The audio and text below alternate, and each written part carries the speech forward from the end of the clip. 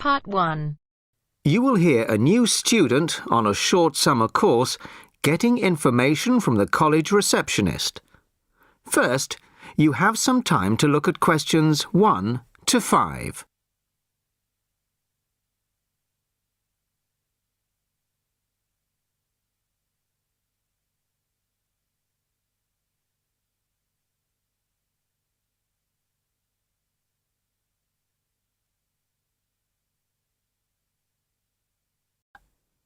Now the test will begin. You should answer the questions as you listen, as you will not hear the recording a second time. Listen carefully to the first part of the conversation and answer questions 1 to 5. Sorry to keep you waiting. OK, here's the information you need.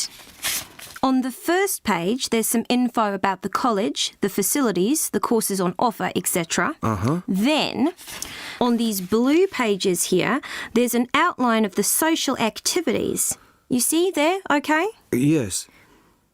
Now, this part of the booklet here, the yellow pages, that's the main program starting at 9 a.m. tomorrow. 9 a.m., OK. So all the new students will be gathering in Herville Hall at 9 o'clock. Sorry, where? Herville Hall. I'll spell it for you. It's Hervill and then Hall for hall, of course. It's the big white building by the entrance. OK, I've seen it. Right. Anyway, you'll be in there for an hour. First, the Director of Studies will explain the various courses we offer and the requirements for them. Then for the second half hour, the social organiser will tell you more about the social program and Saturday excursions. Is that all clear? Yes, I think so. Then where do I go after that? Yes, OK. After the talks in the hall, there's a break. And then at 11:15, go to classroom 4 to have a placement test. 11:45. This placement test is to find my level in English? Exactly. Then, after the test, all the new students are invited to a special welcome lunch. In the cafeteria? No, not for the welcome lunch. It's in a restaurant near the school, an Indian restaurant. Oh, OK. I don't think I've ever tried Indian food. Do you like spicy food? Yes, I do. Then you'll love Indian. Before you hear the rest of the conversation, you have some time to look at questions 6 to 10.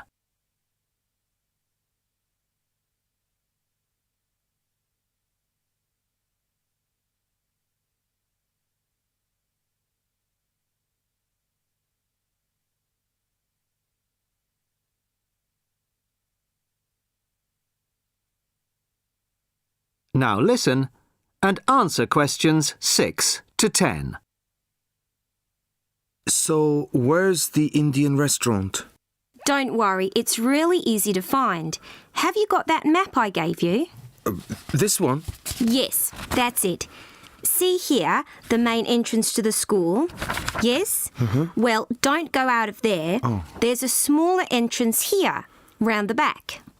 Oh, yes, I see. OK, so you go out of there, past the phone box, and then turn right into this road here, the one that goes along the side of the park.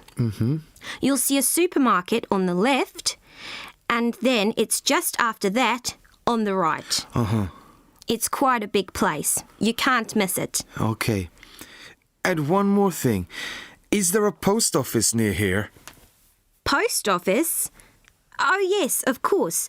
Just the other side of the park. Go through the middle of the park, and it's there by the park entrance. Thanks a lot. You're welcome. Oh, there's a good cafe near here too. Very popular with the students. Just there. You go out of the main entrance into Varley Road, then turn left at the bank, and it's at the end of the street. They do amazing coffee. That's great. Thanks very much. No problem. Enjoy your course. Thanks again. Bye.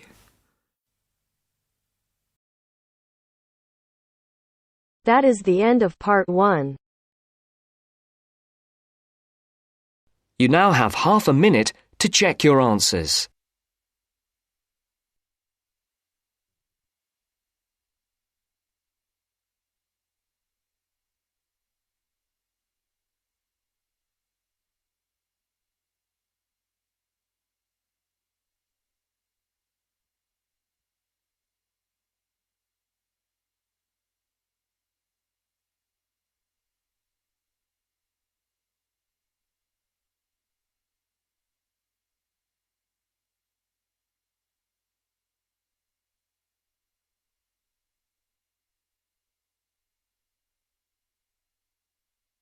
Now turns to Part 2. Part 2. First, you have some time to look at questions 11 to 17.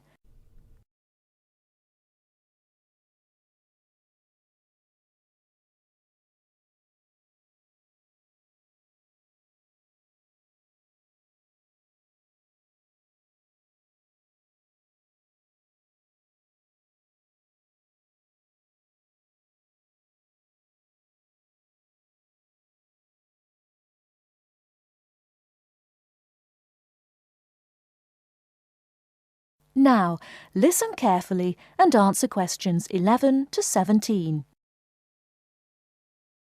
Hello, and thanks everyone for coming here today.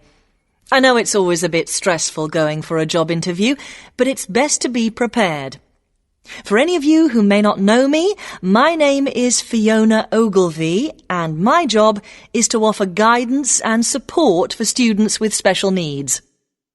Now, you wouldn't be here today if you weren't interested in finding a job in the holidays. So let's get down to it and see what things you need to be looking out for. Most of you, I hope, will be applying for jobs with the companies that have been recommended by the university. The reason for this is that we here at the university already know these companies and have established good working relationships with them. I've also been to visit all of them and checked out the facilities they have to offer. You really need to make informed choices when you're looking for a job and make sure you know before you even get to the interview stage that your needs will be met. But I know that some of you are applying for jobs independently and have looked at companies outside the university recommended list. So for you, it's best to plan ahead and be aware of what it is you may need while you're working. Things that you need to check when you go for an interview are there enough toilet facilities and are these easily accessible? Also, you want to check that all the public areas inside the building are barrier-free, so you can get direct access to these public spaces whenever you need to.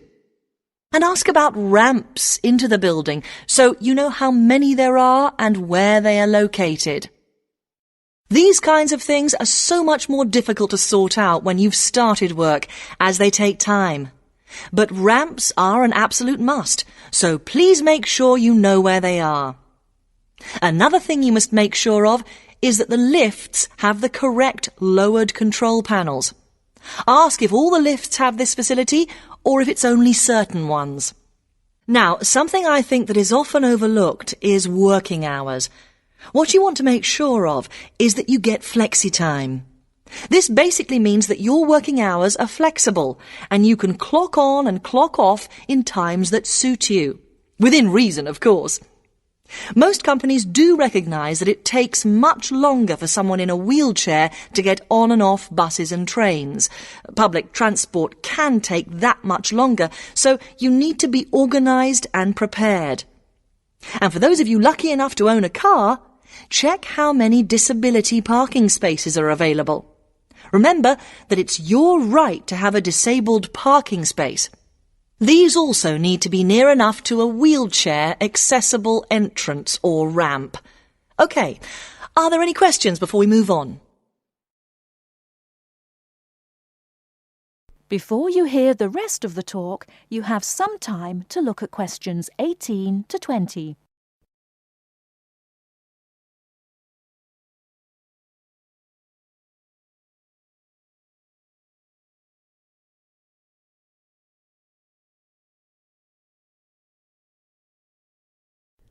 Now listen and answer questions 18 to 20. Right, let's move on then. Now I want to talk you through the series of visits to companies which we've got planned for next week. On Monday morning, we will be visiting the Lowland Hotel. They have various summer jobs available, working as a receptionist or conference organiser in their busy conference centre, organising and setting up conferences. You need to be prepared for working in an office environment and spending quite a bit of time talking on the telephone. The bus leaves for the hotel at 9 a.m, so make sure you leave yourself plenty of time to get there. When you arrive at the hotel, please gather in the reception area and wait for someone to take you to your first session, which will be a talk. The talk at the hotel will begin at 10 a.m, and then there will be a short tour of the hotel. There will be a light lunch provided, which is usually salads and sandwiches.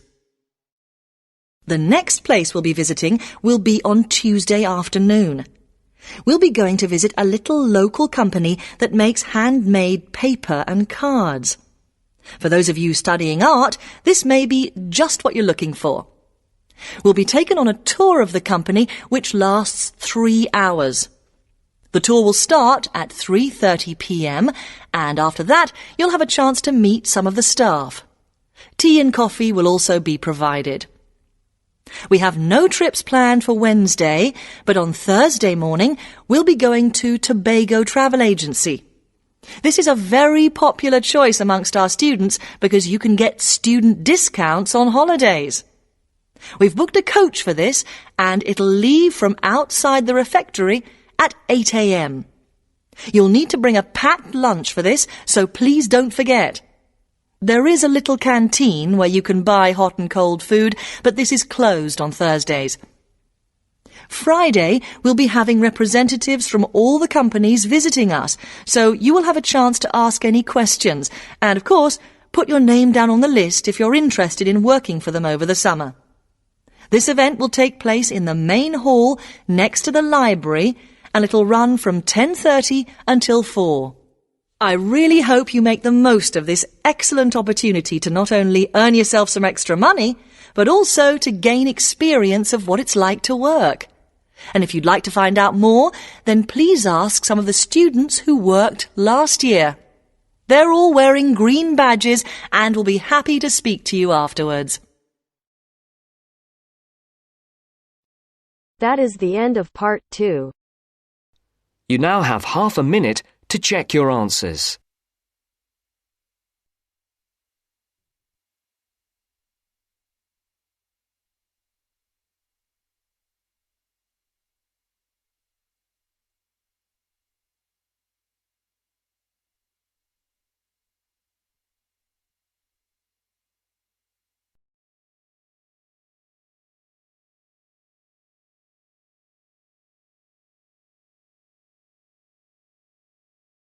Now turns to part 3.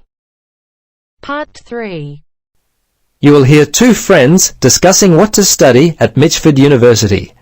First, you have some time to look at questions 21 to 27.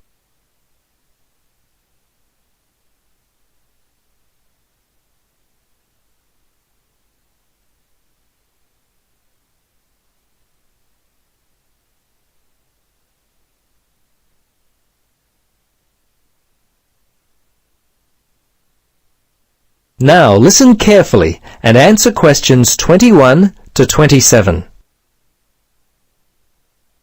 Hello, Gloria. Hi, Paul. I just heard that you're studying psychology this year. At the moment, that's true, but to be honest, I'm not sure exactly what to study.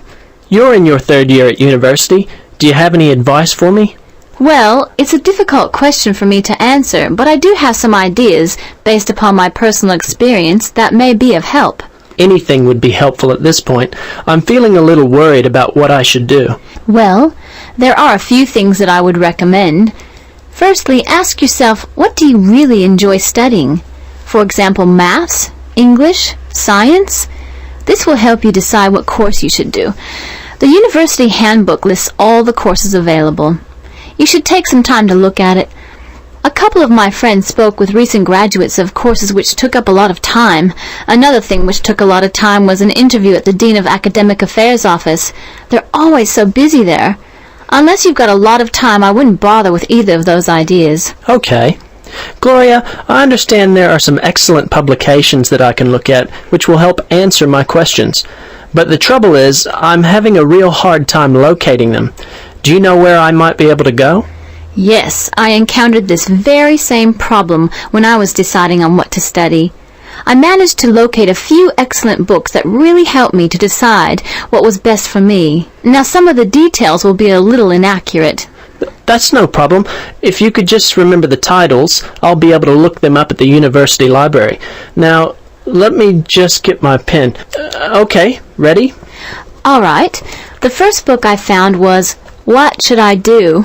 It was written by Paul Smith, and I believe it was published in 2000 by Smith Brothers. I think this was the best book I read, although Judy Newton's Choosing University Courses was also an excellent help for me. Can you remember what year that one was published? Let me see. Most of the books I read were published around the same year, 2000, I think. I can't remember who published it. I think it was Printers Limited. You'll have to check that one out yourself. No problem. This is just what I've been looking for. Anything else you could recommend? Yes, there was one other book which I remember because my cousin works for the publishers Brown and Tate. He started there in 2002. Anyway, the book's called Surviving University and was written by Julie White. It's an excellent book which came out in 2004. I certainly recommend it. Before you hear the rest of the conversation, you have some time to look at questions 28 to 30.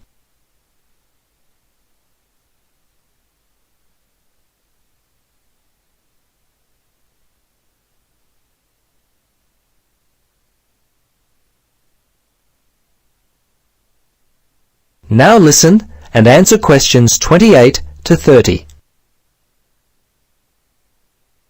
Gloria, this discussion has been so helpful. I wonder if I might ask one more question. Sure. What would you like to know? Well, I'm wondering why you finally decided to study psychology. Well, what helped me to decide was my interest in working with people. I think that's what you've got to really decide in your own mind. Do people give you energy or do they drain you of energy? I asked my friends what they thought of my idea, and most of them thought it was a good choice. Yeah, I think my parents or family members who know me well would be a good place to start. I think if you like to research subjects, you might prefer to work by yourself. That could help you to decide what area you should study. For me, I like working with numbers, and I knew psychology involved a lot of this, so that also helped me to choose my course of study. The bottom line is you've really got to know what you naturally like to do. Once you work that out, you simply choose areas of study that relate to those things. Well, Gloria, I can't thank you enough for your time. Would you be interested in joining me for a coffee?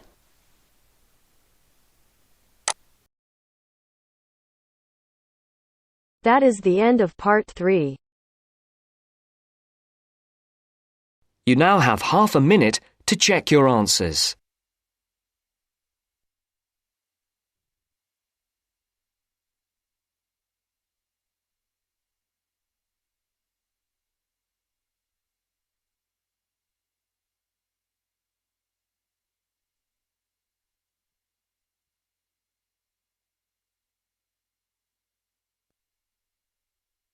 Now turns to part 4.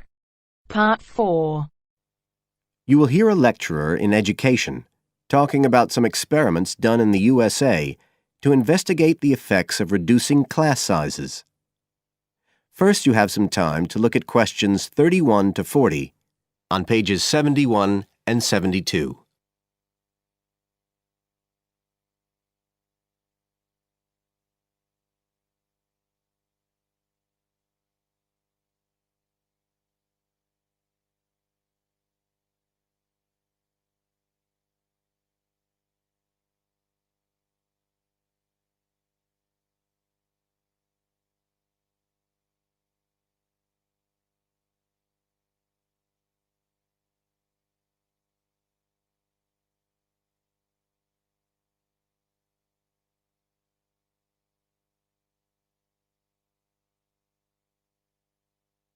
Now listen carefully and answer questions 31 to 40. All over the world, there are passionate arguments going on about how educational systems can be improved. And of all the ideas for improving education, few are as simple or attractive as reducing the number of pupils per teacher. It seems like common sense. But do these ideas have any theoretical basis? Today, I want to look at the situation in the USA and at some of the research that has been done here in America on the effects of reducing class sizes.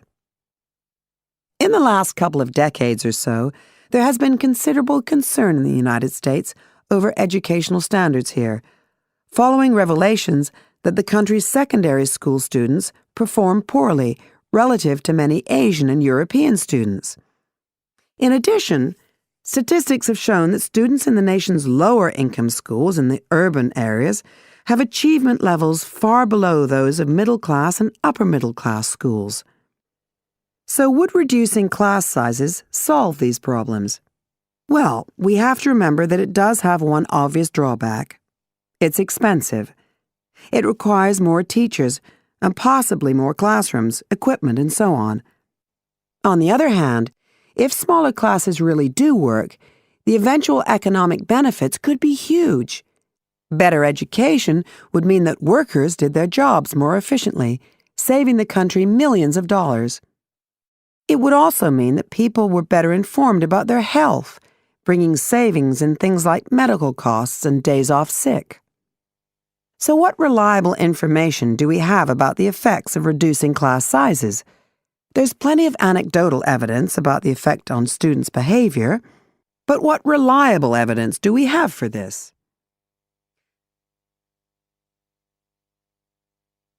Let's have a look at 3 research projects that have been carried out in the USA in the last couple of decades or so. The first study I'm going to look at took place in the state of Tennessee in the late 1980s. It involved some 70 schools. In its first year, about 6,400 students were involved, and by the end of the study, 4 years later, the total number involved had grown to 12,000. What happened was that students entering kindergarten were randomly assigned to either small classes of 13 to 17 students or regular-sized classes of 22 to 26. The students remained in whatever category they had been assigned to through the 3rd grade, and then, after that, they joined a regular classroom. After the study ended in 1989, researchers conducted dozens of analyses of the data. Researchers agree that there was significant benefit for students in attending smaller classes, and it also appears that the beneficial effect was stronger for minority students. However, there's no agreement on the implications of this. We still don't know the answer to questions like how long students have to be in smaller classes to get a benefit, and how big that benefit is, for example. The second project was much larger and took place in California. Like the Tennessee study, it focused on students from kindergarten through to grade 3, but in this case, all schools throughout the state were involved. The experiment is still continuing, but results have been very inconclusive, with very little improvement noted. And the project has, in fact, also had several negative aspects. It meant an increased demand for teachers in almost all California districts. So the better-paying districts got a lot of the best teachers, including a fair number that moved over from the poorer districts. And there were a lot of other problems with the project. For example, there weren't any effective procedures for evaluation. All in all, this project stands as a model of what not to do in a major research project. A third initiative took place in the state of Wisconsin at around the same time as the California project began, and it's interesting to compare the two. The Wisconsin project was small. Class sizes were reduced in just 14 schools, but it was noteworthy because it targeted schools at which a significant proportion of the students were from poor families, compared with California's one-size-fits-all approach. Analysts have found that the results are very similar to the Tennessee project, with students making gains that are statistically significant and that are considerably larger than those calculated for the California initiative. Now, I'd like to apply some of these ideas to the latest.